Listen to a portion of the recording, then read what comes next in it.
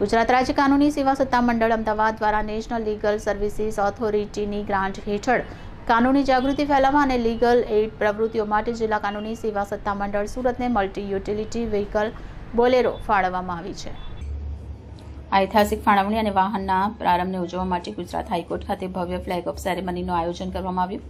આ સમારોહમાં ગુજરાત હાઈકોર્ટના ચીફ જસ્ટિસ સુનિતા અગ્રવાલ, ન્યાયમૂર્તિ વિક્રમનાથ, ન્યાયમૂર્તિ એન.વી. અંજારિયા અને ન્યાયમૂર્તિ વિપુલ પંચોલીની વિશેષ ઉપસ્થિતિ રહી। આ પ્રસંગે હાઈકોર્ટના ન્યાયમૂર્તિ એ.વાય. કોંગરે, ન્યાયમૂર્તિ એ.એસ. સુપૈયા તેમજ ગુજરાત હાઈકોર્ટના અન્ય ન્યાયાધીશો પણ હાજર રહ્યા।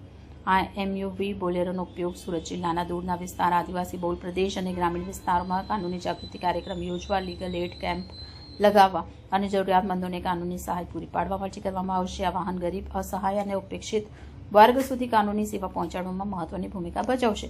ગુજરાત રાજ્ય કાનૂની સેવા સત્તામંડળની આ પહેલ રાજ્યમાં ન્યાયની સુલભતા વધારવાની દિશામાં એક મહત્વપૂર્ણ સીમાચિહ્ન બની રહેશે।